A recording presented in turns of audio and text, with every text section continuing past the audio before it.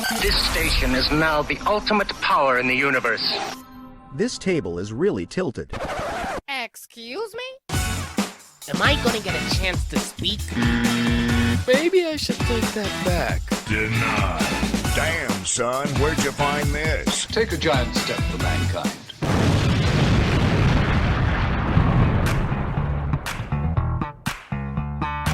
Welcome to the Tilted Table with your hosts, Sean and Joe.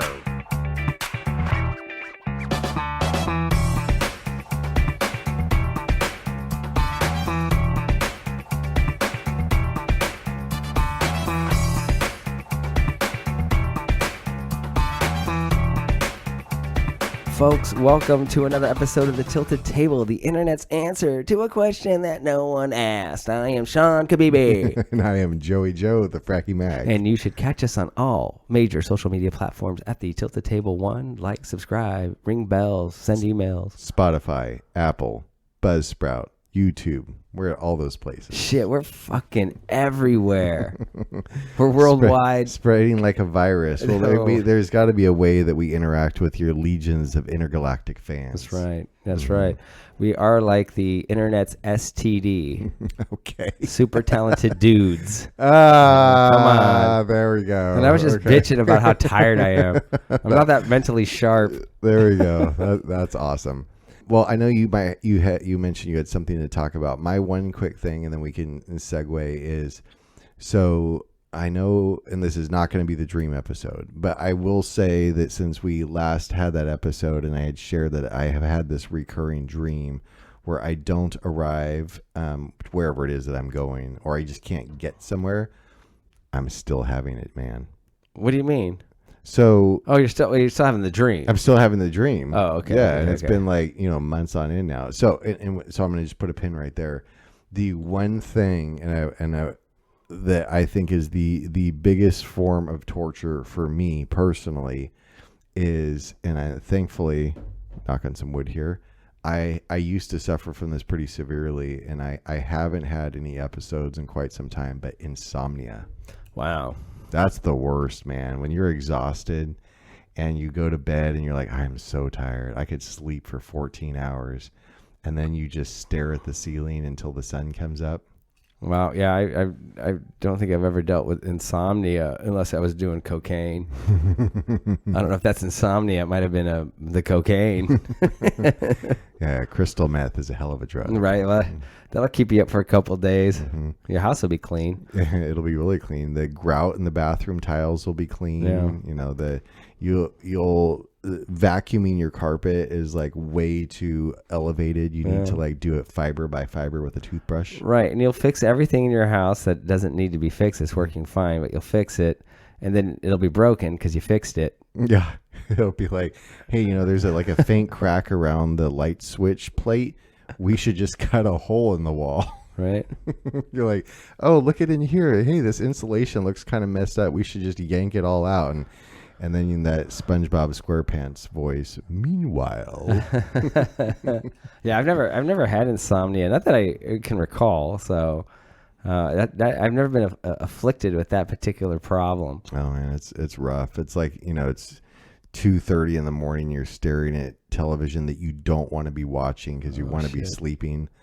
And then you're like, okay, I'm just going to sit here and I'm going to keep my eyes closed and I'm going to blank slate my mind and I'm going to be very zen. And then you just open your eyes. You're like, yep, that didn't work. Yeah. Well, I don't sleep a lot. I mean, that sounds weird to say. I go to bed really, really late and I get up really early and I don't really have any issues or problems doing it. Unless I've been drinking, that's a whole nother story. But yeah, typically I'll go to bed, 11:30, midnight, and usually up at 5. 5 hours of sleep seems to work. That's crazy, dude. That's like you're one of those people where you have friends. You're like, how much sleep do you need? And they're like, oh yeah, I'm good at like 3 hours. Like, no. I mean, I probably could use more, and I'm probably tired. I mean, I'm tired right now, but I think generally speaking that either I am tired, but I'm so used to it that feels normal to me. Mm-hmm. The whole 8 hours of sleep a night. I've tried I've been successful sometimes. I'll get to bed at 9:30, 10 o'clock. Do you feel better? Well, see, I don't think I'm doing it long enough. I think that's something you would have to do for like a couple of days and get that kind of rest.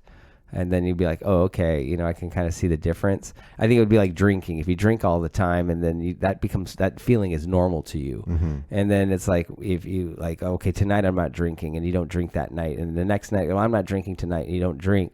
And then people start asking you like, you feel better, right? And I'm like, it's been fucking 2 days. I mean, Mm-hmm. right. So I think that's kind of part of it. I during the summer, it's even weird. Even during summer, when I'm not working, I still get up at 5 in the morning, 6 in the morning at the latest, and I was still going to bed probably 10:30, 11 o'clock at least, the earliest. Mm-hmm. And it's just the way my body's clock is.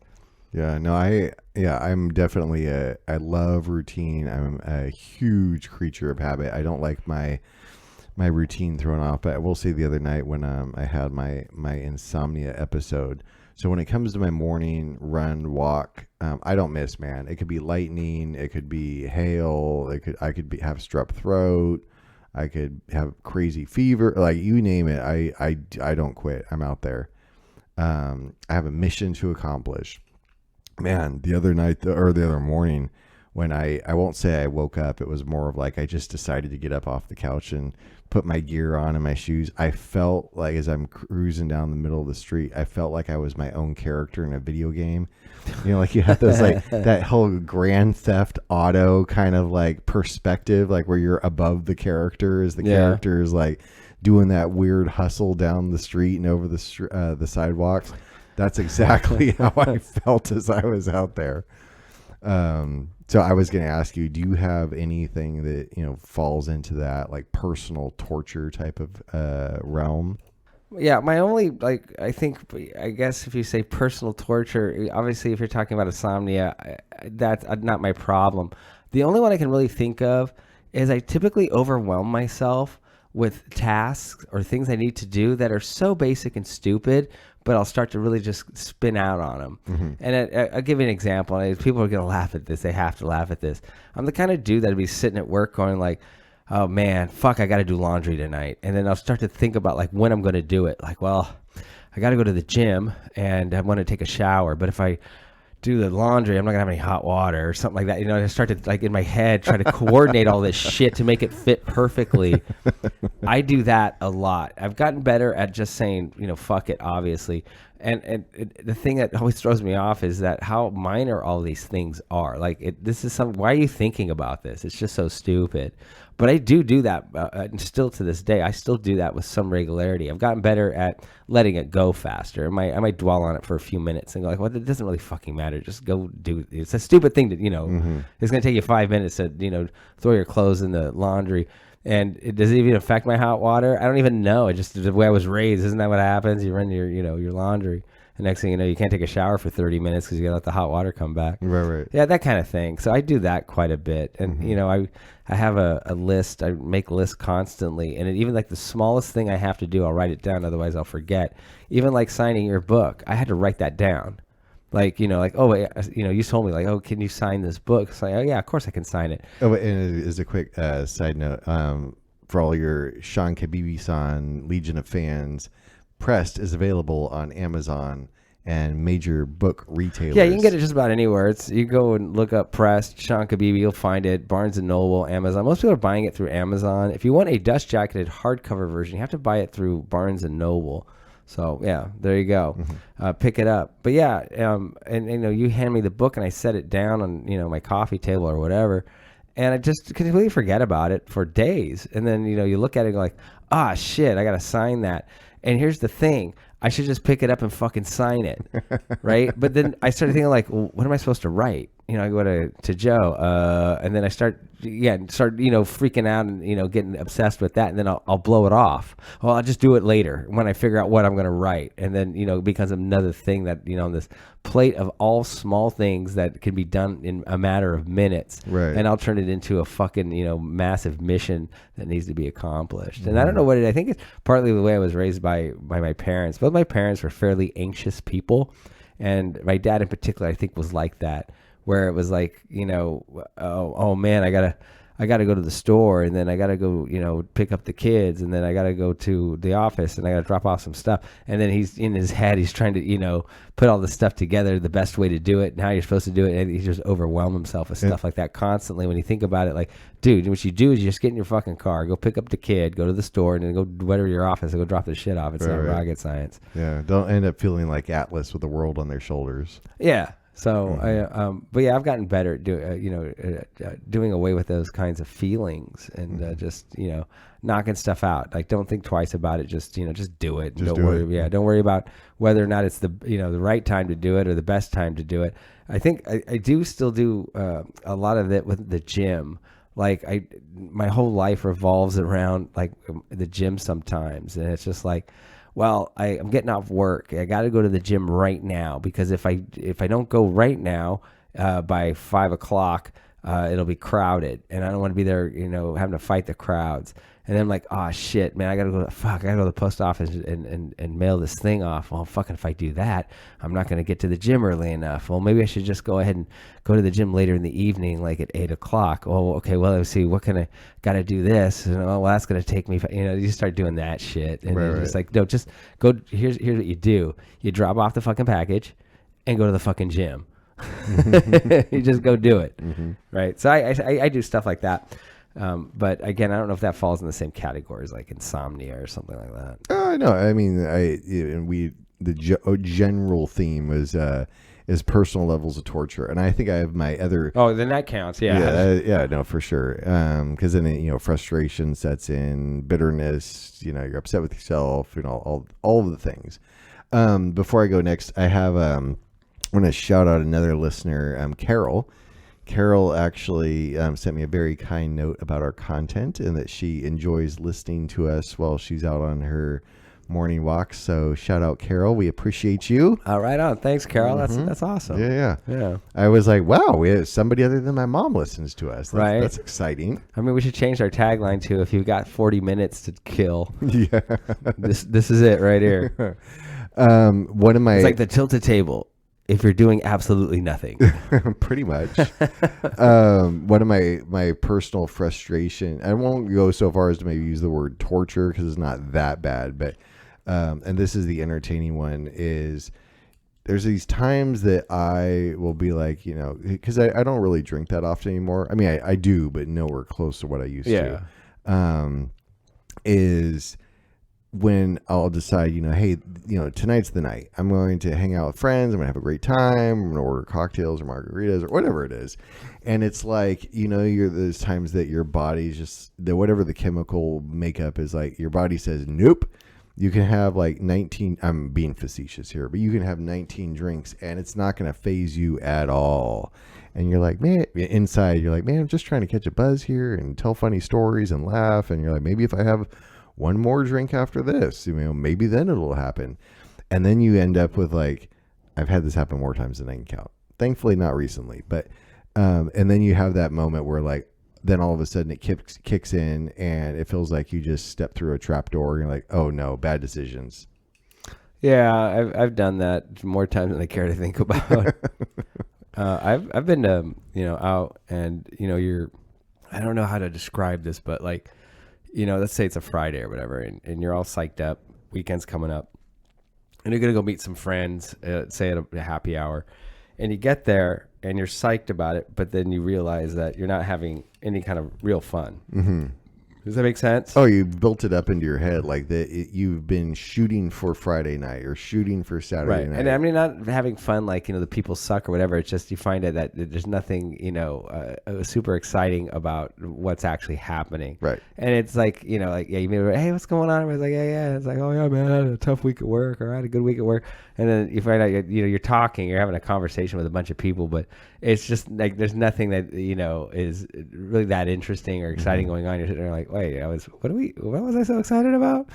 So yeah, I've been in that situation, which happens to, I think, be a catalyst for, that night you start drinking more. Mm-hmm. And then you find out that after maybe 3 or 4 hours that you've had way too much, and the night itself wasn't really all much of anything. Right. Yeah. So yeah, I've done that. Yes. You end up with the Shakespeare crazy amount of much ado about nothing. Yeah, for sure. But it's frustrating, right? And it's like you want to have a good time, you want to be present, but then maybe leaning on the crutch of drinking or whatever, and that end up making bad choices. Yeah, I think a lot of it has to do with boredom. People will go out to escape being bored, and they find out when they go out that whoever they're with, and it's not a knock on the people you're with, and the conversations are fine, but it's just another random kind of conversation, or it's not that exciting.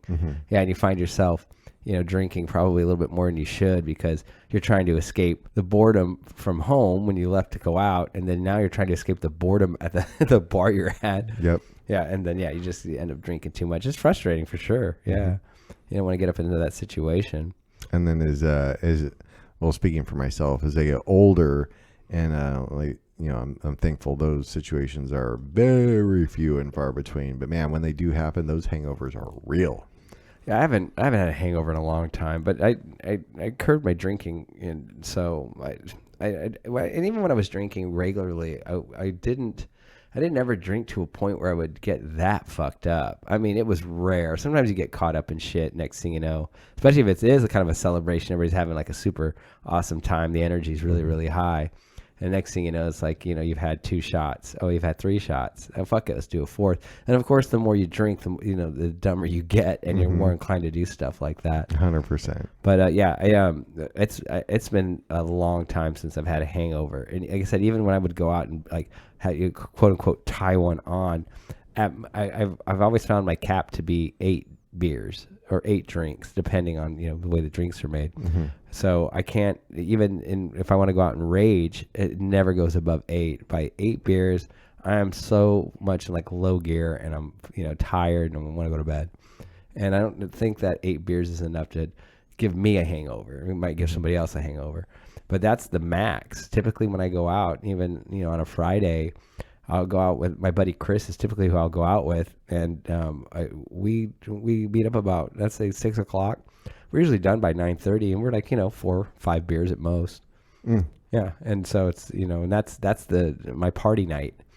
Well, no, it's you're older and wiser, man. That's good. But I'm also just older. I don't think my body can handle it. Jesus Christ. Yeah. Well, it's and recognizing that, because I know past, my personality type was like, if 1 is good, 12 is great, type of a thing. Yeah. Right. And then you're having a great time. There's laughter, and you're having life cannot get any better. Hey man, can I grab you another cocktail? It's like, of course. What kind of question is that? Yeah, I need another cocktail.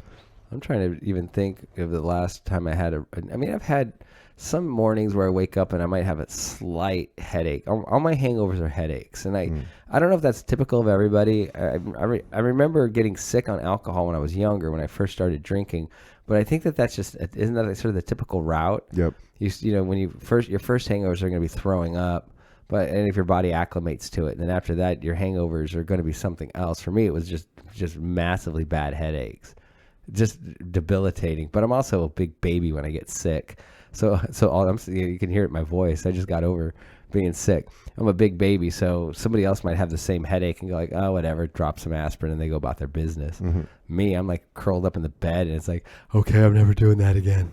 I'm never doing that again. Famous last words. Right. But last words. It's been a long time since I've done something like that. I mean, part of the reason too is, if you're driving, obviously you don't want to get wasted. You can't drive. So I'm always real mindful, especially if I'm driving. And I would say probably 90% of the time I go out, I drive.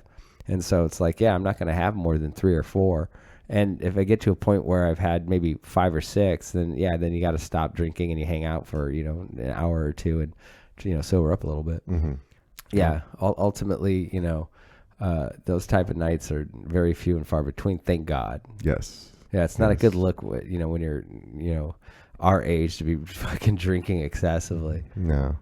Well, it's also like something you can look forward to, where it's like, you can certainly, do that every night if you want to, but when you make it something special, and you can kind of like put a little crown on it, like, okay, on this date at this time, I'm going to be with these people, and I'm going to have a bunch of cocktails. I think that's fun, and I really do enjoy that. Just I've got to. I always remind myself that I cannot go hard in the paint like it was. I'm still in college or something. It doesn't exist. Yeah, and I think if you go out all the time, well, it depends on how you go out. Like again, if you have a wide breadth of friends, you can go meet up with somebody one night, and I guess you could go out a second night and go meet up with a couple of other people. But generally speaking, if you're running into the same people, those nights, it becomes that issue of now you left your house to escape some boredism, escape being bored or whatever, and then you go to a place where I just saw these people yesterday, so what else are you gonna fucking talk about? Right. How's it going? What have you been up to? Well, since the last night you saw me, I got up and I went to work or whatever they're gonna say. Mm-hmm. So I think that's also part of it. Yeah.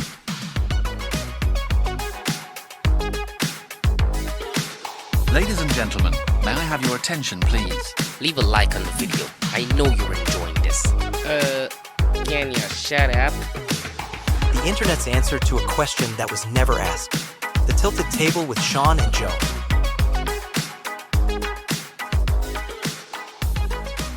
And speaking of themes of personal pain and punishment, one of my least favorite things on the planet, I know there's people that are going to be like, Joe, don't say it. I do not like playing board games. Okay, so I think I got something to say about this. First of all, you're wrong. Board games rock. What? Yeah, of course they rock. All right, let's defend your position. They're fun. What do you want? That's the position. No, wait a second. Let's think about this. What was the last board game you played? Let's see. The one I have a fond memory of one of them. Can I guess what it is? Sure. Risk. Funny, I actually did buy the Warhammer version of Risk. It is sitting on my floor, but ironically, I only bought it for the art on the box. I don't intend on opening said box. Oh, okay. Yeah, so I don't think that one counts. So Risk isn't the game. Risk. I could have gone with Monopoly, which is the go-to. No, that's so aggravating. Well, okay, I'll answer the question. You work in the industry. Last thing you want to do is play a game where you're buying and selling property. Exactly. Battleship. That's the one that I do have fond memories of. Yeah, Battleship was a cool game. Yeah, I had that as a kid too. But generally speaking, I don't want to play Clue, Mr. Whoever in the line. I don't want to do it. No. See, I got into Clue when I was a kid, and even when I was a kid playing the game, I'm like, this is kind of a boring ass game. Mm-hmm. Yeah, I like the idea of Clue, but actually playing it, I didn't dig it at all. And Monopoly, I get, and I'm a very even-keeled person, but I get aggravated, just going around and around the board, getting poorer and poorer. Or there's the times that let me get a new hotel or something. And it's just like, I understand if you have a number of people and it's a bonding event and you creating memories, but it's like, I feel like I can do all of those things doing something totally different. Right. Well, yeah, I understand that. I know that the board game industry I still think is moving. They have a bunch of new games. I haven't played board games in a long time, and as a kid, it was one of the main things you did. This is what the '80s. You didn't have a bunch of options, and they were always super fun. There was a game I liked a lot just because it had a bunch of crazy contraptions, which was Mousetrap. I remember that. Yeah, that was cool. But again, I think that was more of I don't know what you call them. There's like a bunch of props and devices. Yeah, it had like the little. It was the first board game I can remember that quote went up. Like it was a kind of 3D interactive, more toys on the boards. Yeah, stuff like that. Yeah. For sure. But I mean, my first games were like Candyland, which I remember liking that game. Shoots and Ladders. It's funny because I know how Shoots and Ladders goes. I can't remember what Candyland was like. I got a vision of the cards, but I can't remember how it's played or what the object was. Mm-hmm. But yeah, Battleship was a popular one. I think everybody had a Battleship set. And then, of course, over time, you lost the pegs or you lost a ship. And then you're like, oh, fuck, game's screwed. Right. And you just couldn't go to eBay and order a replacement piece. Mm-hmm. There's probably like a little slip inside where you could, like, if you lost a piece, you could order a new one or whatever. Well, I do have, I am totally not a board game person at all. Like I say, and I bought that Warhammer version of Risk just for the art. And I thought it looked cool. But I will say I have like kind of foundational relationship memories of the cookie, and one of them was we were in a vineyard up in Napa, like on this like wooden deck with these really cool chairs and a fire pit, and the sun was kind of going down. We were drinking some great Chard and playing Battleship, and it was fun because Cookie had never played Battleship before. Oh, really? Yeah, so that was How's actually that possible? I don't know. I guess girls didn't play girls those games. weren't hanging out playing Battleship with the homies. Yeah, they had Cabbage Patch Dolls. Mm-hmm. Yeah. So I mean, I remember the first game that I think I really liked a lot was Stratego. I know what that is. I never played it. Yeah, it's a pretty simple game. It's you line up your pieces kind of like a chessboard, and you can see your side, which are various soldiers and rankings from, your privates to your admirals, and they have numbers on them, and it's just moving the piece, and you just attack another piece, and if it's the higher number, then you win. Mm-hmm. And I guess the strategic part of it is that as you pull the pieces off the board, you get a better idea of what's left, so then you know which piece to use to try to attack a piece. And then there's a piece called the spy, and you can't kill the admiral. The only piece that can kill the admiral is the spy, but the spy can be killed by anybody. So part of the game is to try to find the person's spy and kill the spy before the spy can, get to your admiral. I think that's how it goes. Yeah, but I was actually a big fan of Risk. I played that quite a bit, but it's one of those games. It's a slow moving game. So I know a lot of people I don't think liked it. You're just rolling dice, and it's just a dice game at the end of the day. I rolled a better number than you, so I take 3 of your armies or whatever. Right. Yeah. Well, and it's also it takes forever. Like that's like that's not a like let's sit down and hang out at the coffee table for an hour. Like that's like a couple days. Well, I feel like most of those old school board games were like that. I used to play them. You'd have slumber parties and have your friends come over, and you wanted a game that would take 3-4 hours because you were going to be there for a long time. And again, when you're it's 1984 and you're 10 years old, what else are you going to do for 4 hours Right. except play some board games? And I've always liked Monopoly. It's still one of my favorite games, but that game takes just fucking untold hours. Yes. Yeah. And there's ways to play it. They have alternate ways to play it where you can reduce the time to like an hour or two or some shit like that. But yeah, I would totally play board games still. If somebody brought one over, I would totally be down with that. My mom's favorite, actually, I think she still plays it because I inserted the giant eyeball roll as soon as she said it when times our family got together as catchphrase. I never played it. Yeah, you're not missing anything. My mom loves it, but yeah, you're not missing anything. Well, I remember the Trivial Pursuit, craze, and that was huge. And they made so much money off of that because they would put out just one edition after the other. Because obviously, once you burn through these cards, you know the answers to all the questions. Did you play Pictionary? When I was living in San Francisco, I remember one night we did a Pictionary. It wasn't Pictionary though; it was some offshoot of that. I can't remember the name of the game. How about Cards Against Humanity? Funny enough, I have played Cards Against Humanity at school with some students. They had it, and I played a couple of rounds of that.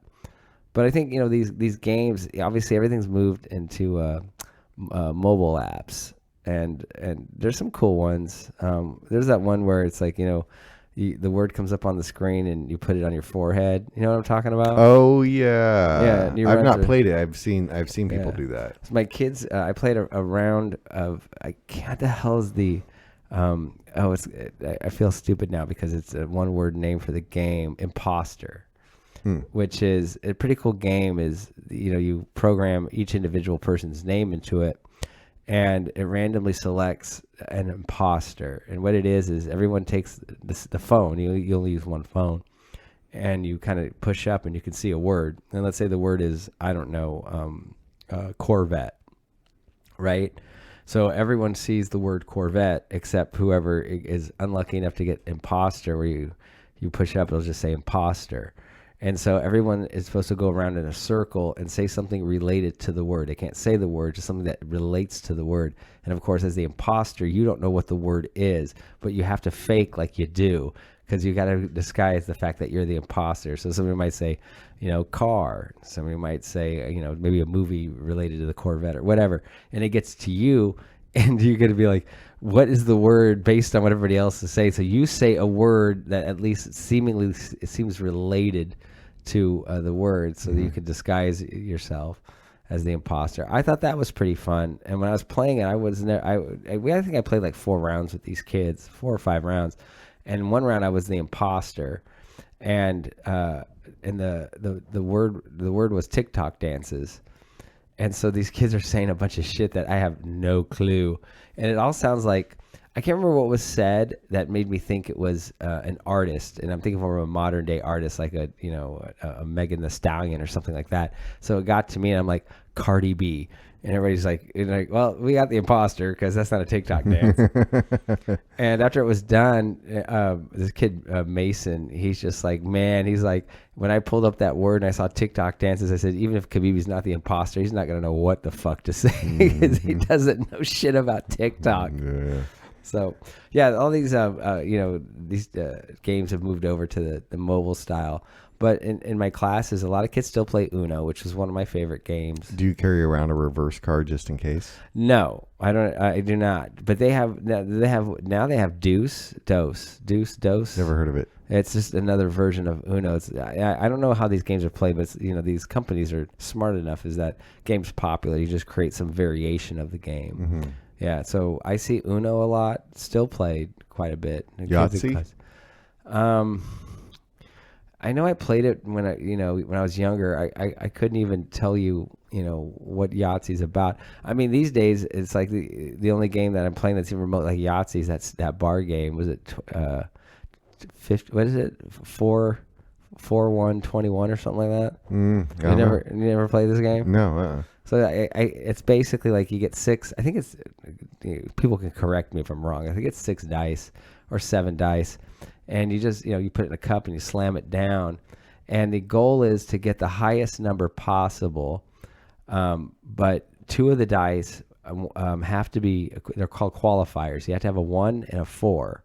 So when you slam them down and you reveal them, you have to remove at least 1 of the die. You can remove as many as you want, but you have to remove at least 1 out of circulation. Mm-hmm. So if like you slam them down and it's like, oh, I got a 1 and a 4, I might move the 1 and 4 out of the way because those are my qualifiers. I need to have those, right? And slam them down, and you keep going. And you hope you're pulling at least 5s or 6s, and then ultimately you add up those numbers minus the 1 and the 4. Those are just set aside. Whatever numbers are left, those dice you have to add up, and whoever gets the highest number wins. And I think the highest count you can get is 21 or something like that. If you got nothing but 6s. Huh. Okay. Yeah. Or it could be 21. What is 6? It'd be 20. So it'd be 1, 4, 24. What is 4 times 6? 24. Yeah. So yeah, I think it's 4 dice left over. It could be. No, it has to be 4 dice. Yeah, there's 6 dice total. So that's the closest thing to Yahtzee. How about I can totally picture you as being owning special limited edition versions like the wood style and maybe in multiple different variations, and you probably belong to a club for people that enjoy Scrabble. No, I played Scrabble as a kid. I never really got into Scrabble. Really? Yeah. I don't know why. I always found it boring. Yeah. I mean, the only special editions I ever had were I had a Raiders Monopoly board that somebody had bought me for around a birthday or Christmas, and that eventually got stolen. I had a box in a garage that had a bunch of different things in it, and one of it was that board game, and yeah, that got stolen. I don't think it's worth much of anything, but I think at the time I was like, oh shit, I think that might be worth money. Yeah, too bad for your LA Raiders. Las Vegas. Good LA, Oakland. Teams moved around so much. Mm-hmm. Yeah, so I remember I had that. Do you remember the game Life? Yeah, I played that a bunch of times too. But again, that's very similar to Candyland. I remember playing it a bunch of times, but I don't recall even how it worked. Mm-hmm. So yeah, I mean, when I was a kid, the one thing that I had chess sets. My mother was really big into chess, so I learned how to play chess. Me too. And I did have a pretty nice custom chess set. I ended up selling it because I stopped playing years ago, and I had a neighbor when I was living on the other side of town. This guy, he was a trib. His name's Rick, and he was not, what do you call it, formally educated. He was a high school graduate guy, and he was a construction dude, and he drank excessively. This dude drank a lot, and we kind of became drinking buddies. And he just asked me one, he goes, "Hey man, you play chess? Let's play a game of chess." And I'm like, "Yeah, sure, why not?" And he busts out his chess set, and we're sitting in my driveway, it's nighttime, right? And we're playing chess, and he fucking murdered me. And he murdered me again. I'd never beat him in one game. And I'm a decent chess player. Like, I know how to play the game. And he was telling me, "Oh yeah, I go online all the time, and I play chess." And it was this weird kind of, what you would least expect, right? Yeah, it's definitely like a juxtaposition dichotomy of this guy, because it's just like you would think that he's the last guy that would be really good at chess, but people will surprise you. 100%. Yeah, I would say that was one that my brother and I actually got into. We joined like the Chess Federation, and we had like the roll up mats for the boards, and we actually had like a speed clock that we'd take with us, and we'd buy books on different gambits to learn and whatnot. And I think we got actually not nowhere close to like entering competitions or anything. Yeah, like that, I know. Neither was I. Yeah, you wouldn't find me posted up on a park bench, battling some 70-year-old for their grocery money. Is that what they do in New York? I think that's what they do. Well, I mean, look at these old people hit the casinos and gamble. They're probably betting on their games. Right. When I learned how to play chess, to me initially it was kind of an ego thing, because I learned how to play like in the 3rd grade, 4th grade. And I played with my mother, and before she married my dad, she dated a guy who was a competitive chess player. So she knew how to play really well. And she taught me all these, strategies. And it was, I'd go to school and everybody's playing like checkers. And I remember being kind of like a dicky little kid going like, checkers? That's for like simpletons, Why don't you guys play some chess? And they're like, "Oh, we don't know how to play chess." I'm like, "Of course you don't, you dummies." Right? That attitude. Probably throw out like a Connect 4 reference. Why don't you go? Yeah. Why don't you, and like, if you really want to challenge yourself, why don't you go play, freaking vertical checkers? Right? Is that what that is? That's exactly what that is. Does it make you feel smarter? Up to game? Vertical checkers. Oh, man. But no, I think chess is... chess, I exempt that from I can't do board games. I need to be in the mood to play it, but I think that one's good for the mind and kind of honing yourself into... seeing the future, so to speak. Yeah, and I don't know what it is about me. Like I said, I played chess a lot when I was a kid, probably well into my 20s, but I can't think of anything I wanted to do less than play a game of chess. I just have lost complete interest in doing it. And the times that, even with Rick, like I played with him a couple times, but the times we would hang out, as he drank, and the more drunk he got, he's like, "Let's play a game of chess." And I can remember, I'm just sitting in the back of my head, I'm like, "Fucking no! I do not want to do this." I don't find the game interesting, and I think part of it is that, again, I could play the game, I'm not that great at it, so I'm not sitting there trying to figure out the strategy. It's just for whatever reason, I lost complete interest in it. But I do like chess sets, and even when I was a kid, I wanted to get the Civil War chess set. It was one of these things advertised on TV, and it's like it was like weird. It was like you buy the board, and then each week they would, I guess you could buy it all at once, but the way they advertised it was like each week we release a new, the new piece, and so you don't, the idea was you bought it piece by piece, I guess. Is this kind of like the same thing as like commemorative plates? Yeah, I think it's the same kind of idea, but again, it was, at the time, I didn't realize that, there's a million chess sets and they all have themes. I mean, I used to have a Simpsons chess set, which was pretty cool. But at the time I'm thinking like, oh, this is like something that's extremely unique, the Civil War chess set, not realizing that if you go out to a place that, has, these types of, board games or this type of stuff, that there's millions of these, chess sets and all kinds of different themes. Tons. I mean, it's really cool. Like some of them, not go down this crazy rabbit trail, but like if you watch like Sotheby's auctions and whatnot, they'll have these, ancient chess sets with amazing history, and people pay phenomenal amounts of money for these things. Yeah, they look cool. It's weird because my house is big enough that there should be a place I could display like just a fucking baller ass chess set. Yeah, for sure, dude. But yeah, the ones I've seen that I have, like, again, it's not something I'm interested in playing, but I've seen some that like, man, that's fucking cool. Just like a great decorative piece. Almost like a Dungeons and Dragons style chess set. Yeah, and most of them are, kind of centered around that idea, and so, some of them are absolutely beautiful. Have you ever played human-sized chess? Yeah, no, I have not. Now, are you talking about the actual life-size pieces, or having humans, hiring people to play the pieces? I'm not as the other one sounds very. What was that Tom Cruise Nicole Kidman movie? Oh, Eyes Wide Shut. Yeah, that sounds very Eyes Wide Shut. So no on that one, but like the life-size pieces. Yeah, well, I have not played the life-size chess pieces, but this is not a joke. I played the life-size Connect 4. Seriously, that's a thing? Oh God, yeah. It's like, the well, I don't know what that thing's called, whatever it is, the rack. Yeah. Probably 5 feet tall, and pieces are gigantic, and you just slide them in. It's a bar thing. They are at some bars for sure. Yeah. Okay, last one, and this is not necessarily a board game, but it's still in the genre. Did you ever play with Light Bright? Oh, you know what? I always wanted when I was a kid, but I never got one. And I don't think I ever even fucked with one. Really? No, they were cool though. Yeah, that's and for the time or for that moment in history, I mean, those were so amazingly cool. Yeah, and in reality, they're stupid as fuck. But yeah, if you're a kid, it was like that thing's fucking dope. Yeah, that like now that's not even. I don't even think you could find that at like the flea market or something. It's so unbelievably cheesy. But for that moment in time, it was like the super high tech, cool toy game to play with. Yeah, there was a bunch of stuff like that, like Etch-a-Sketch. People kind of was digging on those things for a while. I own an Etch-a-Sketch. Yeah, I have it sitting right next to my desk, and every once in a while, if I'm stuck on a conference call or something, I'll get it and realize how terrible of an Etch-a-Sketch artist I am. Oh yeah, I mean, but it's amazing to see what people can do with those. Oh yeah, I've seen a bunch of Etch-a-Sketch artists that do some amazing shit with it.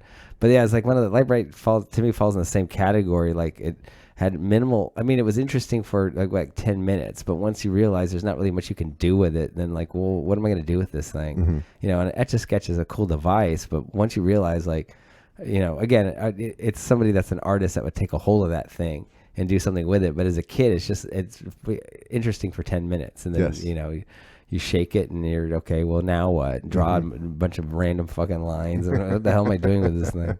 Light Bright, I'm sure, was probably the same kind of idea that, like, once you plugged in so many pegs, and I mean, what are you gonna do? How many faces are you gonna put together? Like, look, I made a face. Oh, that's kind of cool. Yep.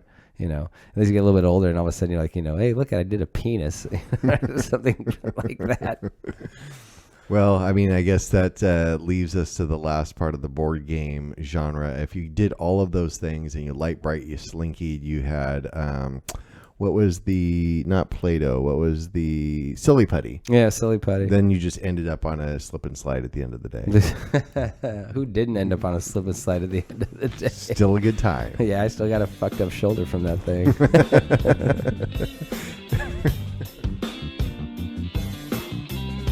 I have an important announcement for you, so stay tuned. Yo, that's some next level shit, bruh. So you got me. Big deal. The internet's answer to a question no one asked. The Tilted Table with Sean and Joe.